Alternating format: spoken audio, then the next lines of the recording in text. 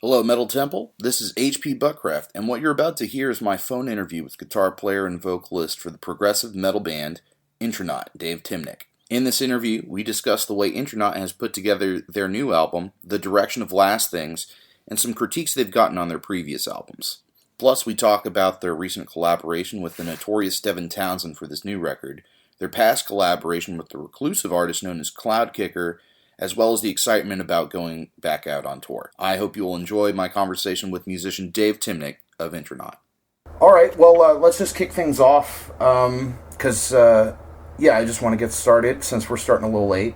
But the upcoming record, just wanted to talk about that, the direction of Last Things. From what I've already heard, it already sounds so different from the last album, with the new single that came out, Fast Worms. So how does the direction of Last Things measure up to the other albums that Intronaut have done? I don't know. I mean, as far as measuring up, I don't really think that any of us think about those kind of things. Honestly, I think that it was just a combination of our constant desire to want to evolve as songwriters and as musicians, so I think that we're really trying to make sure that regardless of how technical or not technical anything is, we really want there to be a song there, first and foremost. And then as far as it being a lot heavier, which it is at times anyway, there was real no conscious choice to do that based on the last record or two being a little less heavy or whatever. Kind of just, we always are, when we write, it just has to do with where we're at that particular time as musicians, as friends, and, when we started writing this record, after all the touring we did on the last ones, Sasha and myself both already had some ideas and some riffs, and, it kind of just started to get a little heavy, and we thought, hey, that's great, I think we've gotten some criticism over the last couple records, something along the lines of, not being heavy anymore, or whatever that means, if there wasn't any screaming or the riffs weren't as high energy. But for us, it really is not a decision to go one way or go the other way. We write what we want to hear, and wherever we're at that particular time, as artists and in the writing process, that's just what we go with. So any differences or similarities, aren't really planned out at all for us. We just try to do exactly what we want, and if we write something that sounds like, this sounds maybe a little bit too much like this last thing we did, sometimes we'll make a conscious decision to change something up or try something new. One of the glorious things about modern day technology is that you can just record yourself trying a particular idea a million different ways, and everyone can listen back to it and kind of decide what you like. So in the end, we just kind of try to just do whatever we want. And this is the record that happened. Cool. Just to draw back on what you were saying about the bringing the harsh vocals back to the new album, I wanted to reference back to an earlier interview you had with Radio Metal, saying that on Habitual Levitations that you guys wanted to do just clean singing on that album because, quote, we were tired of screaming all the time. So yeah, I think that's kind of just what we said. But it really wasn't hey, you know what, guys, let's not have any screaming on this record because we're tired of screaming all the time. I think that's just the nature of the music that started to happen with that record. In the past, as a band, before we started, incorporating clean vocals and vocal harmonies and stuff like that, the screaming was just, at that point, we really weren't even paying too much attention to vocals. They were almost like in the very earlier days of Intronaut, the vocals were almost an afterthought. I won't say that there was no thought put into them, but, we were writing the music and then just kind of being like, okay, well, we're a metal band, so we got to have some screams in here. So it just didn't seem like it had a purpose. And when we started writing, the music that kind of started coming after Prehistoricisms when we wrote Valley of Smoke, and then even more so in the Habitual Levitations. The music itself just for us wasn't necessarily like calling for screams, and we really wanted to start taking the vocals more seriously, you know, because it's another instrument, and Sasha and I were talking, we're like, listen, like, if whatever we're going to do, scream, sing, you know, if there's going to be any vocals whatsoever, then we should really put a thought into them the same way we put thought into any instrument or any part of any song. So right around that time, we started to take that more seriously, and Sasha and I both were, you know, we wanted to try doing, you know, the singing thing. You know, it was kind of like, well, hey, can you sing in key? Like, I think I can sing in key for the most part. You know, the stuff we grew up listening to wasn't just all screaming and whatnot. We were really into like Alice in Chains and stuff like that. That was kind of one of the first, you know, probably fairly obvious vocal influences for us when we started doing the clean vocals, you know. With the harmonies and whatnot, it's just, you know, it's quite musical, in our opinion.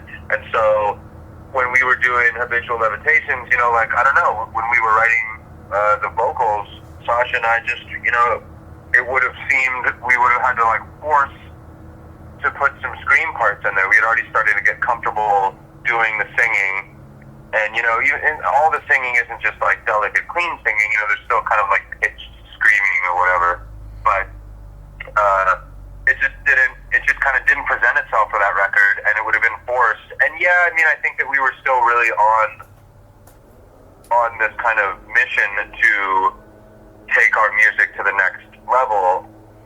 And we took a lot of shit for it from a lot of people, just like anytime a band goes from having screaming vocals to doing singing, you know, it's just like, oh, these guys aren't metal anymore, like they sold out, whatever that means, you know. I'm still waiting for my millions of dollars for switching to singing. Right. But, you know, it's just that this is really a part of our music that wasn't there, that we really wanted to focus on. So this time around, there wasn't any like, well, hey, yeah, like now let's scream, because we did it on the last one, but there wasn't any, you know, hey, let's make sure we don't scream. It just kind of, you know, with the riffs that were coming about, you know, and when we started doing the vocals, it was like, you know what, right here, you know, this should probably be a scream, you know. This part shouldn't be sung, it should be screamed. And so, you know, we just kind of got back into it. It wasn't in response to anything else. And regardless, you know, maybe we said we were tired of screaming all the time, and maybe we were, just because we weren't doing anything else. I think we were just tired of our vocals being one dimension. So that was maybe why we didn't have any screams there for a second. But now that we are a lot more comfortable and confident in, you know, our approach to vocals and stuff like that, you know, now it's just, you know, we do whatever whatever suits the music at this point. Okay. You were mentioning Prehistoricisms, the album that came before Valley of Smoke. I noticed that there was a big relationship between the cover art of Direction of Last Things and Prehistoricisms. Is this just coincidental, or is this kind of a return to form to that style of music you were putting on Prehistoricisms? Yeah, I don't know. I mean, I guess it just, you know, there are certain things about Intronaut that kind of just are, you know, despite the fact that we're constantly trying to find new things and trying to evolve in any way we can, there are certain things that kind of end up just being kind of what makes us us. And even though the albums, you know, like, can sound quite different, because as time goes on, we allow ourselves to take a lot more chances. You know, and I get what you're saying. There's parts on this record that definitely could be compared to, you know, some stuff that's on Prehistoricisms, but then you take a song like The Unlikely Event of a Water Landing, you know, which kind of doesn't really even have a place in any of the Intronaut canon so far. You know, it's just kind of it just happens when it happens. You know, there was no like, hey, let's get back to the, you know, the kind of Prehistoricism style. You know, it's just those. Even though we made those records already, like those styles or kinds of riffs or approaches or whatever, they don't really go away for us. You know, so sometimes we'll try to focus on something new to make sure we're not doing the same thing 2 albums in a row.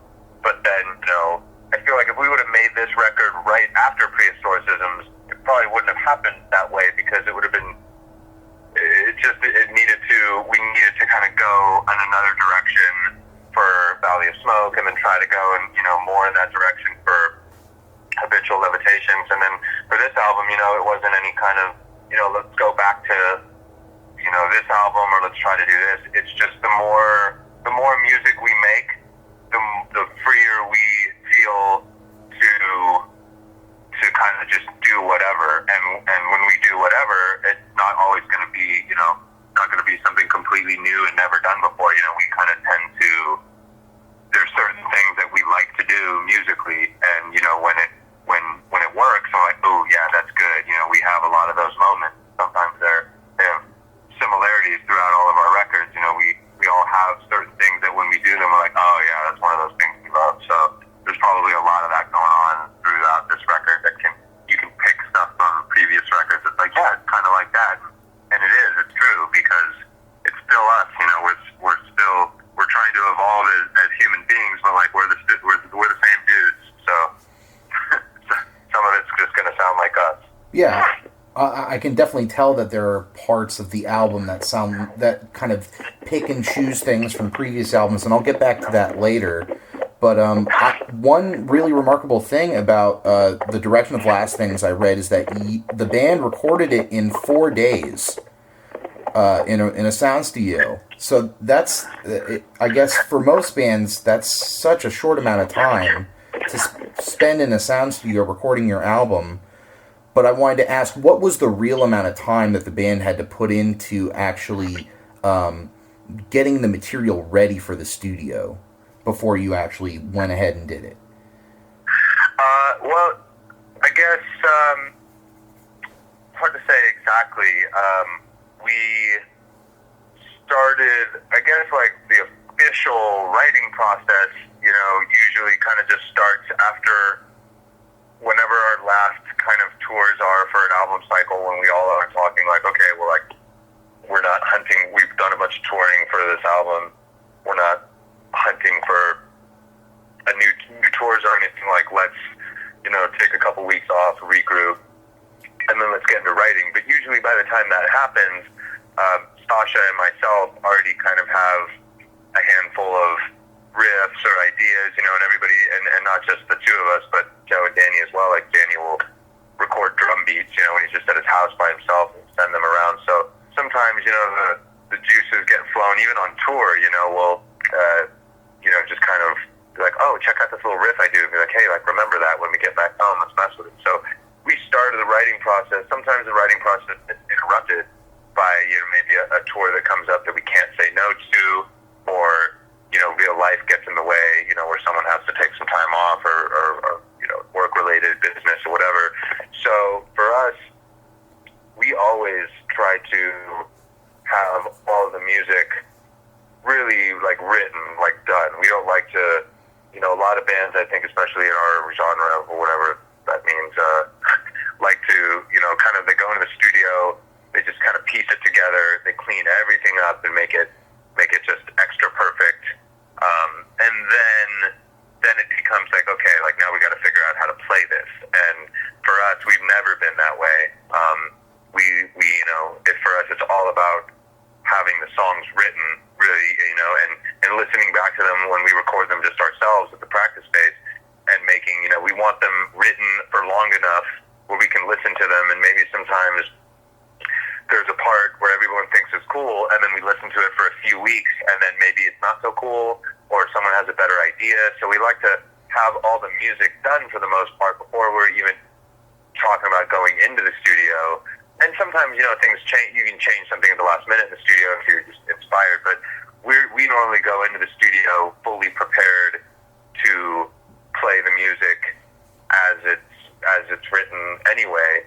But this time around with the whole 4 days thing, like I mentioned earlier about bands, just kind of going in and making everything clean and perfect and snapping it to a grid and auto-tuning and all those things, and I've mentioned this to a few different people, that it's kind of, it baffles me a little bit. I can't put my finger on when perfection sonically became a desired quality in rock and roll, or in music in general. Like, it never, even 15, 20 years ago, obviously, like, bands spent a lot of money and a lot of time recording albums and, to make it sound like the best album. But even then, like, they always still sounded like a band. They weren't auto-tuning everything. They weren't quantizing everything. They weren't punching in every single part to everything until everything is perfectly,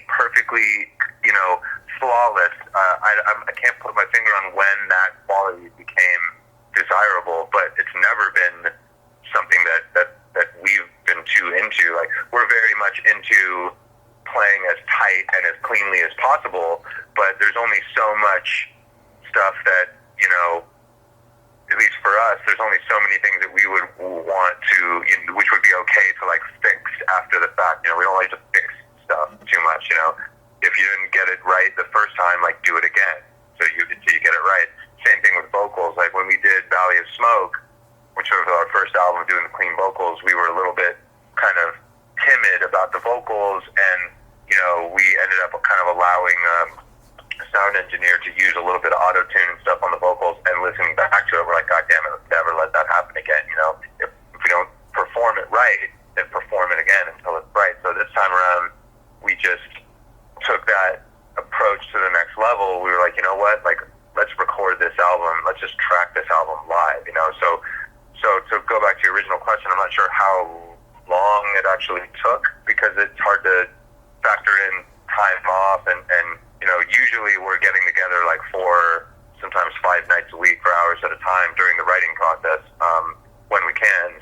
So the main goal this time around was just to make sure that we went into the studio not like just like ready, but really, really ready, because there wasn't going to be time to go in and punch something, like, if the only thing we really were able to fix is if, you do a take and someone's like, that was a shitty take for me, then we're going to do another one. So we did several takes of each song until we could really find the takes that worked the best, but we allowed no time for, hey, I want to go in, I want to fix this part, and we didn't do any, like, oh, we're going to quantize this, and we're going to sound replace this, no sound replacing, no reamping, no auto-tuning.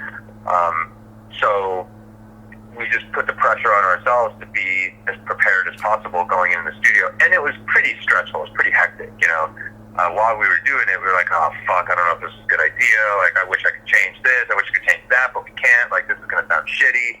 And then, by doing that, doing the album in 4 days, it's freed up a little bit more of our very limited recording budget to spend on proper mixing, because we haven't really had an album sonically sound the way that we really want our albums to sound. Like, we want our albums to sound like we sound when we play. Yeah, I was just about to ask about that. You got Devin Townsend to mix this album, is that correct? Yeah. So which was a big risk for us. I mean, we didn't really know, how that would necessarily turn out. We weren't, like, mixing it with him. We just handed over the tracks and we're like, here you go, man. Yeah, and you were saying how you guys are definitely more, excuse the phrase, anal about the performance side of your music. It seems like Devin Townsend would be kind of the perfect person to choose as the role of someone who's really anal about the mixing production side of the music. Exactly. And by the time when we sent him the tracks, like, his job was to not do any kind of editing or anything like that. Like, what we sent him was basically like the raw, finished version of our songs, which, was just, capturing exactly what we sound like. And one thing that's happened so much for us in the past is that we record, and by the time it's gone through the whatever, editing, mixing, mastering, like, the finished product is like, like, it's not that it sounds bad, but we haven't had a record that we feel like sounds like us. Like, if you're in the room with us when we're playing, or you're at one of our shows, like, what we sound like. We have, I think, a sound. Like, we have our tones. Joe's got his bass tone. Sasha and I have our guitar sound. Our voices sound the way they do. Danny has one of the most identifiable drum styles in metal, I think. So to have, if you listen to our last few records, every record. I'm not even talking musically now, I'm just talking sonically. Everyone sounds different, completely different, because we keep trying to find we don't want them to all sound completely different. We all just want them to sound the way that they sounded when they came out of our amps, you know? So when we were able to just get like a good, raw, you know, quality audio takes of all these songs live, we gave them to Devin and counted on the fact that he would understand what we were going for. You know, like, this is what we sound like, so just make it sound more like this. You know, make it sound like this, only make it, you know, like a record. You know, it's a little too rough around the edges, maybe, you know. So I mean, we didn't have to give him any direction. We just handed him the tracks, and he sent us his first rough passes through all the mixes, and we were all like, yeah, that's it. Mm-hmm. You know, he when he sent us his first pass, he was like, yeah, so this is, I know I'm just kind of going here. I don't want to go any further until you let me know that this kind of sounds good, and, you know, I'm not sure about what I did on this song. And we just heard the first, you know, mixed version. We're like, yeah, that's pretty much it. You know, do anything else that you see fit, but like we didn't really have any critiques at that point. You know, it was like, yeah, it sounds perfect. Yeah, and I don't mean to brown nose or anything, but when I got the opportunity to listen to Fast Worms, I didn't know Devin Townsend had done the mixing on that, but you can definitely tell that by comparison to Habitual Levitations, those tracks are so much more defined. Like, every single instrument is so much more defined, and the overall product seems way more polished than some of the tracks off of Habitual Levitations. Is this the first time you guys have worked with Devin Townsend? Yeah, it is, and it probably won't be the last, to be honest with you. It's interesting that you said more polished, because I've heard you know, some people say that too. And what's really cool about that is that it sounds the most polished because the mixing was done so well. But as far as like any kind of studio magic or editing or anything like that, it's the least polished or the least, you know, doctored. So really, it was just, you know, he didn't have to do that much besides just, you know, kind of find the perfect balance of, you know, level wise and compression wise or whatever to just help our sound come out the most as much as possible. You know, in our previous records, it's frustrating when guitar parts get buried, when if you're sitting in a room when we're playing, like, the guitars are not buried, you know, like, you can, so he did a really good job of, you know, making it, we didn't have to really tell him, you know, some long explanation of like why we didn't like previous records and what we're going for on this. We were just kind of like, you know, let's just hand him this stuff and see if he can kind of just put it together what it is we're after. And if he doesn't, you know, then we'll lend criticisms to be like, maybe try more like this and that, but he just got it, you know. I mean, like, he's Devin Townsend, so. Yeah, do you know if he's a fan of Intronaut? I mean, has he listened to you guys before working on? I don't know. I don't think so. Because it just feels like he really understood exactly what you go for from, you know, any of your old stuff to the new stuff. He seemed like he had such a good grasp of what you guys were supposed to sound like on this new album, just from listening to Fast Worms. Well, you know, the thing is, he's no stranger to just, you know, making records. You know, he's made quite a few of them. Yes. But, you know, being a high-level musician that he is, and also being a very, diverse artist that he is, you know, he's been involved in a lot of different sounding stuff, you know, where, like, you could love one thing of his and completely despise something else, you know, and he doesn't care. You know, there's a fearlessness in that to want to do a bunch of different things. So, you know, sometimes you go to a guy because they do one thing really well. Like, you're going to go record with, you know, Steve Albini. Like, you know, you're going to get your, you know, that thing, you know, and then a lot of people specialize in, you know, a particular style or a particular thing. And the thing about Devin is that, like, we just had faith that he would, you know, if we handed him a record that was all super clean, quantized, polished, you know, sound replaced, everything, and we're like, yeah, mix this, he would probably do a really good job with it, and it would sound completely different. So we were kind of banking on his musical experience, not just as a as a sound engineer or producer or whatever, but also as a songwriter and as an artist and as a musician. We were really just counting on the fact that here's a guy that understands, what this needs. We didn't need someone to make this sound completely different. We just wanted what we had already recorded. We just wanted that to sound as good as possible while still sounding like it. And he just got that. Everything we were hoping we would get from him, we got. So it was a very good feeling to get those mixes back from him, and all of us sit around thinking like, wow, like finally an Intronaut record that sounds right.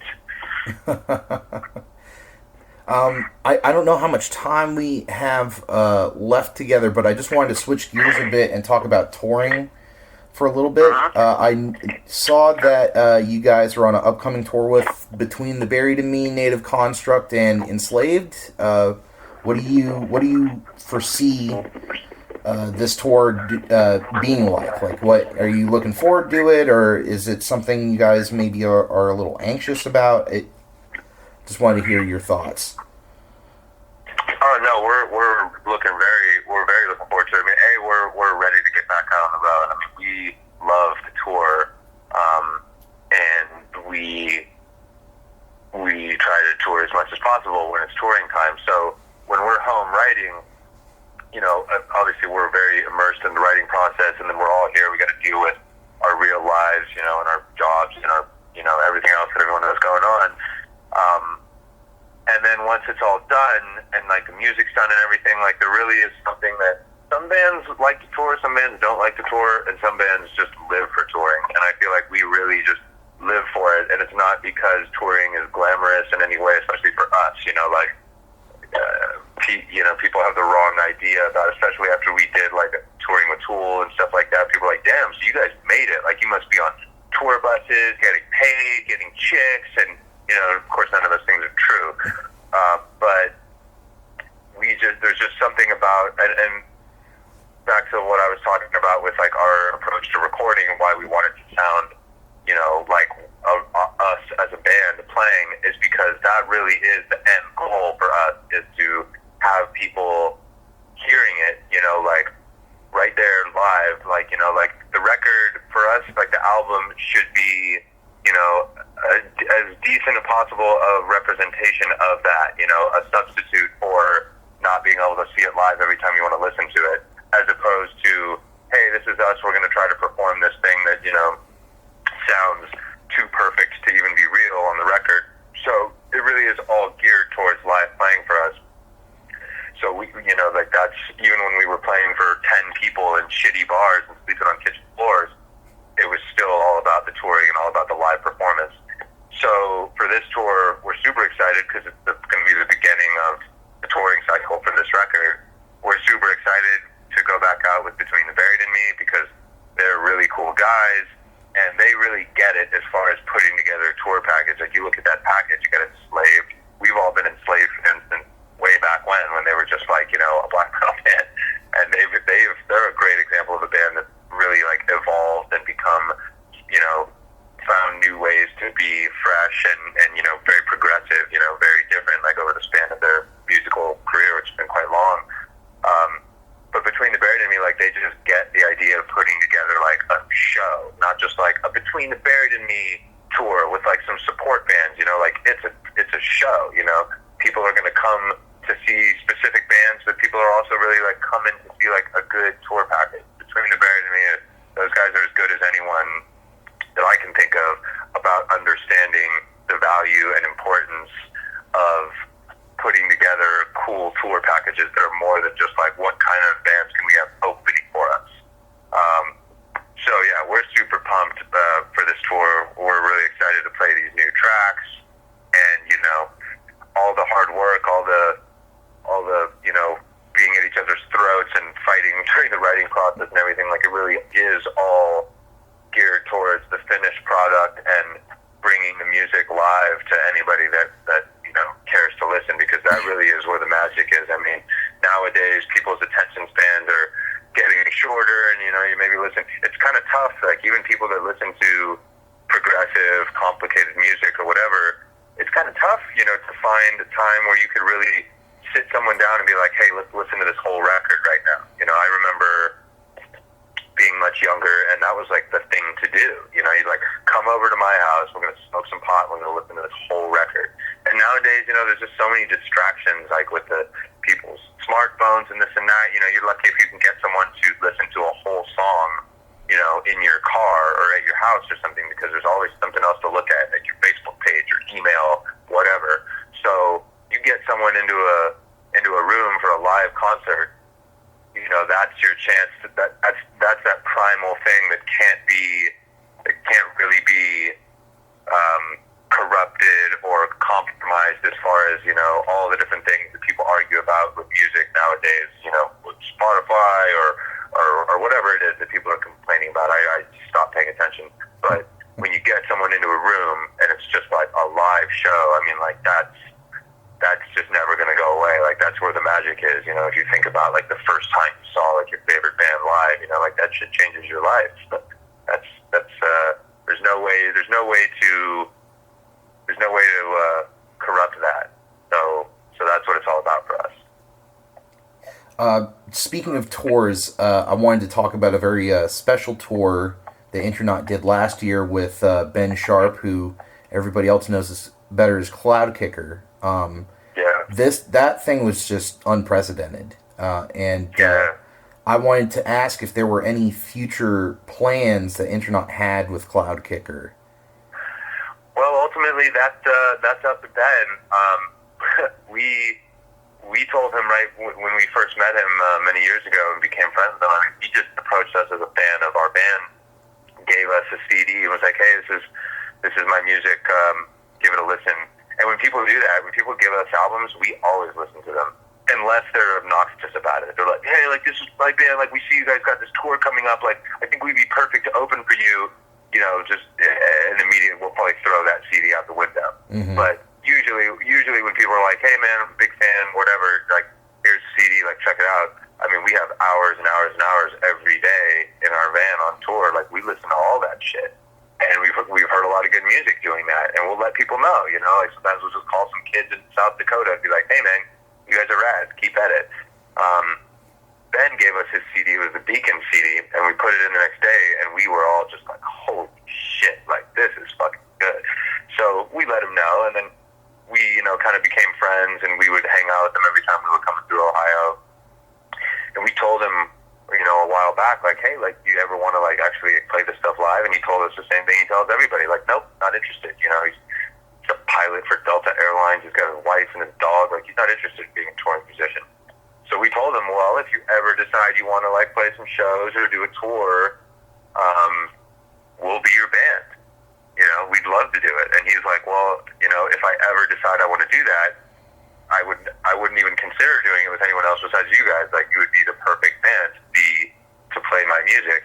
So that was just that. And, you know, we hung out every time we came through Ohio for, you know, tour after tour. And then one tour, I think it might have been like Meshuggah in 2013 or something, or maybe even later than that, where he was like, "You know what? I want to do a tour." I think at first he said he just wanted to do some shows. And we're like, "Well, fuck some. We're not going to learn all your music to play a couple shows. You're going to do a tour."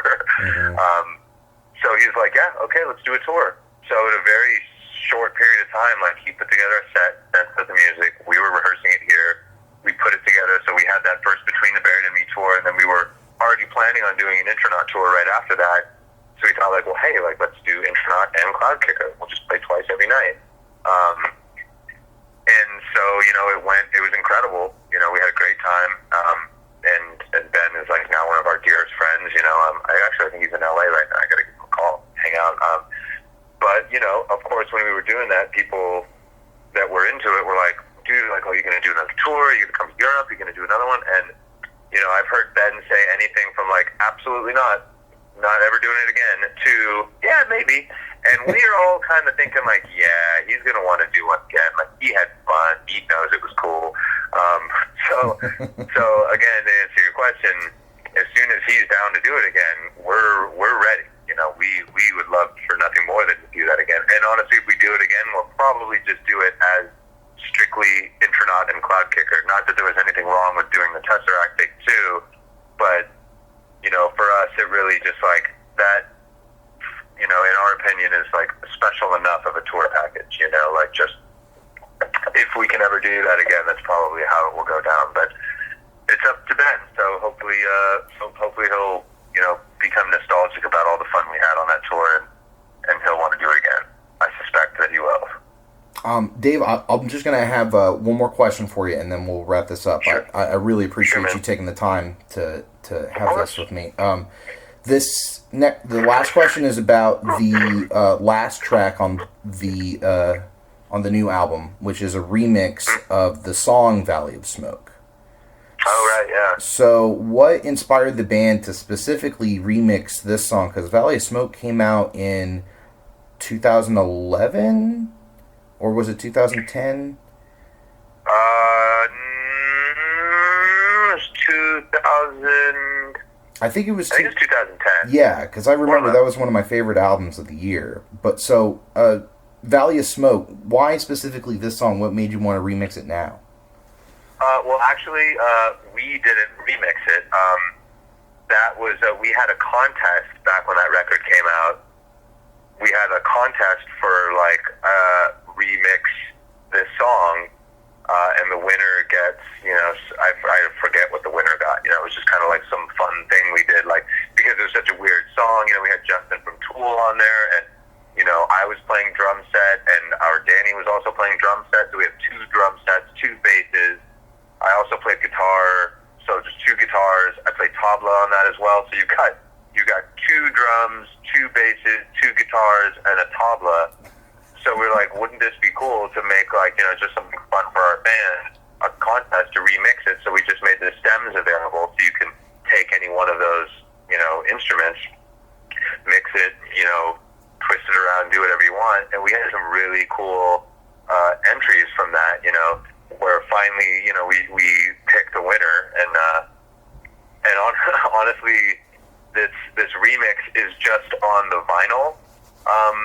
For the new record, it's not actually it's not actually part of the record. Like if you bought the CD or the digital download, I don't think it's there. But we wanted something to maybe fill up more space on the other side of the vinyl, and we thought it would be cool to just put that remix version on there because it's just cool. It's kind of just something weird and new, but honestly, we didn't even remix that, and it was remixed years ago. It was just something we were like, you know what, let's use that. Okay. So the guy that did the remix, Alex Crane, he's super stoked because his remix is going to be on an Intronaut record now. And the Direction of Lasted Things, what are the release dates for that? The album will be released November 13th. Okay. We're going to have one more song released, streamed just like Fast Forms was. I believe it's going to be this Friday, if I'm not mistaken, and that'll be the song Digital Gerrymandering. So there'll be one more new Intronaut song to hopefully enjoy until November 13th when the album comes out international. Awesome. Dave, I can't thank you enough for taking the time to do this interview with me. Thank you so much. Good luck with the upcoming tours, with Mastodon and Between the Buried and Me, and thank you so much. Yeah, it's been my pleasure, man. Thanks a lot. Yeah. Take care now. You have a good one, man. You too. Take care. Bye.